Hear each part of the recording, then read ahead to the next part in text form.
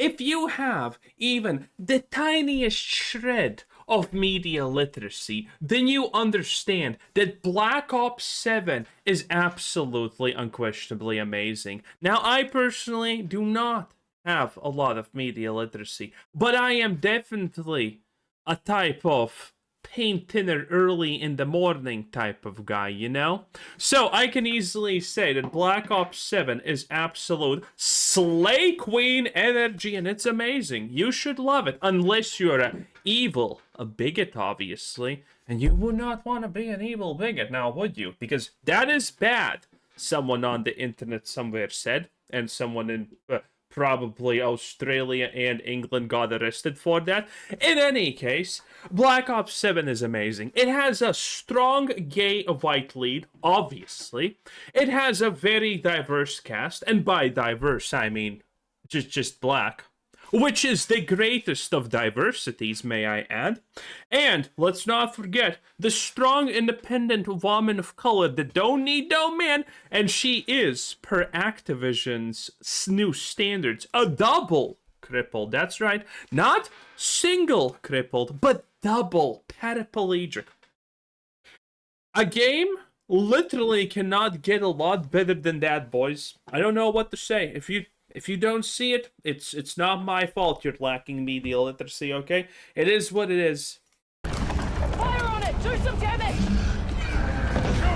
Shoot it! What the hell is even that? Good question. Dear God, it's beautiful. Now, boys, enjoy while it lasts, because this is maybe the last day we're making fun of Black Ops 7, because, I mean, it's getting a little bit old. This is one of the greatest disasters, probably only followed by Concord, because you need to understand, Concord is legendary. There are people currently saying that Black Ops 7 is a bigger disaster than Concord. I actually object to that, okay? Listen. Concord has done amazing things. Concord has done something, things that no one else has done. First of all, Concord costed 200 million in the budget, okay? Its budget was 200 million. And they recuperated roughly 0.000 something of their investment, because they roughly sold only 20k copies, and they had to refund even that. So they legitimately have made nothing. But what makes Concord special is the fact that the CEOs at whatever studio it was called that made Concord actually somehow gaslit Sony into believing that Concord is gonna be the next Overwatch. It's gonna be the next Battlefield. No, it's gonna be the next GTA 6. No, seriously, they legitimately gaslit Sony into believing that Concord is somehow gonna be even bigger than GTA. That it's gonna beat Call of Duty, Battlefield, Overwatch, all of these things. I'm not, by the way, lying. I'm not making this up. There's at the time, the CEO of the studio legitimately convinced Sony that that's gonna somehow be the case. And Sony bought that hook, line, and sinker, and then paid 200 million to buy the studio, because that would be cheap considering the billions and trillions it would cost in the future when it dethrones GTA. So, I still personally believe, while Call of Duty is the greatest disaster of, well, probably a decade on certain levels, it is still nowhere near the absolute hilarious levels that Concord managed to reach. What's up, space pirates? This is your admiral, the boundlessly boisterous Dr. Disaster. And you know, back in the day, people understood the proper attitude to have toward scumbag journalists. Fuck you! Ooh. That's a good movie. We had, culturally, the basic understanding that these journalists are people with their own agendas who don't care about informing anyone properly so much as they care about drawing attention to themselves and thereby enriching themselves to advance their own careers.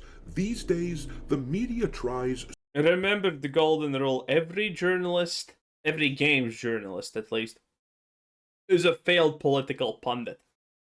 Super hard to pretend that they are simply virtuous truth seekers, deserving of praise and admiration, and there are some people foolish enough out there to buy into that, but we had it Exactly. While on the subject of foolishness, how about you like the video, maybe subscribe if you haven't already, and definitely hype up the video if you're on a mobile device. It takes less than a second and it greatly helps the channel. I mean, your impact actually matters when you do this. Thank you for everyone who does it. I appreciate it. It truly makes a difference and it helps the channel. And if you think this stuff is important and Activision is garbage, then definitely like and subscribe right now. Takes less than a second. And thank you for everyone who does. You do help out me, and thank you. right back in the day. What are your feelings? Did you get that? And that brings me to Call of Duty Black Ops That's a Christmas movie, by the way. 7, a game which has been absolutely lambasted by gamers because it looks like complete dog shit. As I showed in my video on the game the other day, the clips from this game make it look literally like brain rot, skibbity toilet bullcrap. And to top it I mean, to be fair, I think they did a great job making it that, because wasn't that probably the goal? off, gamers found out that if you play the campaign, even single player, mind you, there is literally zero opportunity to pause the campaign. They won't let you pause. Based. So you are forced to play the 4-hour campaign in one sitting without saving, and that's that. That is some high-level Class A deluxe bullshit. I mean, are we gonna even talk about the fact that the campaign is just 4 hours and that's like really, really garbage? But that has not stopped the professional critics, the game journalists out there, from giving Black Ops 7 a freaking 84 out of 100. Absolutely based. You need to understand, Black Ops 7 is a AAA game, so it has more systems than indie games, which makes it better, obviously. And if that sounded stupid, how dare you attack Alana Pierce's opinions? She's not a Nepo baby, she didn't steal art, and she did not write a cookbook. She wrote a game. Or something. Rating, despite the fact that, as you can see from the user score, the actual gamers detest this game with every fiber of their being. Now, granted, what's more important, 16 God-blessed and chosen critics, or 341 unwashed masses? And it's not looking for the not bourgeoisie. And there's one particularly egregious discrepancy that I have to point out. This here is the review from Eurogamer for Black Ops 7. Eurogamer has been absolutely sending it out the stratosphere recently. Man, they're trying really hard to be in the eyes of people, and they're doing a good job. People are pissed at them every single day. You may remember that the other day we ripped into this same outlet because they gave Arc Raiders a 2 out of 5 stars because they used some Rich PvE content and the unusually friendly community makes Arc Raiders more approachable extraction shooter than most. But dude, listen, okay? I shoot people in the back, and then they say friendly, and I stop shooting them. I know you probably never expected me to do that, but I stop. Okay? But when I say friendly, no one stops, okay? And it's great. I absolutely love it. AI in the design, but if you look here, they gave Black Ops 7 legitimately one of the worst major AAA games to have released this year, if not of all time, which I mean, we still have a month and a half to go, so I will say worst AAA game yet. Okay? I'm gonna be hopeful. also demonstrably used AI in its development, they gave that a 3 out of 5 stars. And this proves my point that journalists largely ignore games like Arc Raiders that come from small studios until they just can't any longer, and even then, they look for reasons to hate on a game like that and protect their major AAA studio benefactors. But for games like Black Ops 7, they roll out the red carpet and do everything they can to justify giving it higher ratings. And to these game journalists, I have a bit of advice. Stop being so annoying. Maybe you'll stop getting your ass kicked. Cobra Kai! That was episode 1, I'm pretty sure. Alright, me hearties, make sure that you hit the like button on this video, share it with your friends, and subscribe to the channel if you haven't already. I've had a lot of people tell me that they have been unwillingly unsubscribed to the channel almost every day. I hear from someone who says they didn't believe me when I talked I tell people to not follow my Twitter because it's risky. about this phenomenon, but then they noticed that they themselves were unsubbed from the channel. I don't know why it happens, but I do hear this a lot, so check into that and hit the notification bell while you're at it.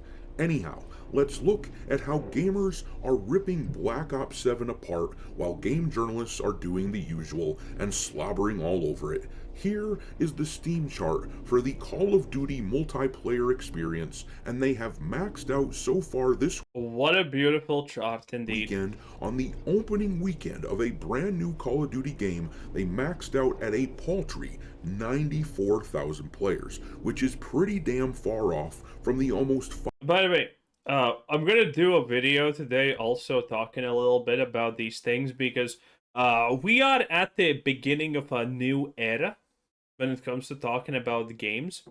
Because woke culture warriors have discovered statistics. I'm not kidding, I'm not shitting you. There are a lot of woke people currently on Twitter discovering statistics and then trying to twist or blatantly not understand and say, oh, look at this woke game that had a budget of 150 million and only got 2K people on Steam playing it. This is actually good. I'm not kidding. We're gonna see a lot of that. It is insane. And then they write paragraphs about, oh, this game is actually doing really well and wokeness did not. And they somehow magically managed to disprove themselves. They can't even keep the story straight. Not that they would want to keep things straight, but you get the point. 500,000 that they got at their max 3 years ago, and the Black Ops 7 Steam review scores for the campaign mode of the game are at a well-deserved 44%, though in my view it should be even lower so that they can lose the label of having mixed reviews and go straight to mostly negative. And just look at a few of the reviews that are pouring in for the game from actual gamers on Steam who aren't trying to sell you something. This guy gave the game a thumbs down and wrote, "The game studio is so out of touch with what players want. I bought it so you don't need to. Don't buy this." And then this guy said, "I despise the fact someone else paid 80 euros to gift me the game. It doesn't deserve to be at such a high price. The campaign is whack, can't pause, force." Again, I have said this before. I think AAA games should not be more than $40, and that's being super generous. By the way, I don't think currently most AAA games deserve to even be $30 at this point. It's just not worth it. To be online, no difficulty setting, get your crap together, Activision. And then here is someone talking about the obvious AI usage in the game, writing, Oh shit! I saw this. Runs like a kid in a wheelchair. Based. littered with AI slop, runs like a kid in a wheelchair, not worth the price I paid. And now compare this to the obvious competitors of Black Ops 7, Battlefield 6, peaked on Steam at 747,000 concurrent players, and in the past... Yeah, it's a success. Well, okay, I don't want to use the word success because I don't think this is a financial success. Representation-wise, the good representation-wise, and, you know, perception-wise, it is a success. But financial, I don't think it is. We already talked about it. Well, now maybe considering it's actually keeping this many players engaged constantly, that means that new copies are flooding in. So again, the last time I talked about this, we did some math, you know, a little bit of hocus pocus right there and here. And I mean, Battlefield by the worst estimates was this far away from success, but by average estimates, it was teetering on the brink of, oh, this is at least financially viable. So at this point, considering it hasn't lost, you know, it's been a while, right? It's been like a month or something, or 2 months or 3 months, I don't know, since Black Ops Battlefield 6 released, and it still has, well, it's less than half, but it's pretty good. I mean, it's pretty good. This is like a 40% retention. So, since there's a 40% retention, I think it could now be profitable if people kept buying it. And I think people did. 24 hours, over a month since the release of this game, they've tripled the player count of the brand new Call of Duty title. That is what we call an ass whooping. And these. Bro, is he going to show Arc Raiders? Yeah, there it is. Arc Raiders is like, for the 3rd week in a row, getting new player records. Dude, it's so good. I really hope they don't change anything in Arc Raiders. Because the fact that you can literally die 3 times in a row, not get extracted, and die 3 times from people from behind you, that happened to me, by the way, okay? No one's immune to just getting unlucky and getting insta-killed from the back. It happens. It just happens. So, even that is enjoyable, because then there's the rebuilding process. I don't know. Usually, I don't... Because, dude, I'm saying this as someone who does not play extraction shooters at all. But Ark is still fun. Ark is still fun. Granted, I have no idea how to progress in that game at this point, but it's still fun. I have like 11 hours in it. I'll finish these videos and probably have, you know, play another hour of it. Steam rating for the game isn't stellar, being at 65%, but obviously it's a hell of a lot better than the turd sandwich that is Call of Duty.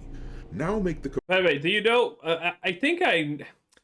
what makes Ark so good is the unpredictability factor, okay? It's the fact that even if you literally spend 10 minutes not encountering a single person and you avoid all the Ark enemies and everything, you just extract, it's still adrenaline pumping, because you could have encountered someone. Someone probably saw you from the side and decided to just not shoot you, maybe. And, I mean, that just creates a good experience, you know, because there's always stakes. It's not like you'll log in and nothing happens. There's stakes. Even if you're using a free loadout, there's still something to lose. There's still something to gain, so you want to be successful. It's great. Comparison to Arc Raiders. That game peaked at 462,000 concurrent players on Steam, and they're still hitting about 450,000 during this weekend at their high point, because people are loving this game. And keep in mind, once again, that this is coming from a small AA studio. Oh, by the way, you should... I'm going to say flat out, you should buy Arc Raiders, because Arc Raiders is not going to wipe shit. They're just going to keep adding new stuff.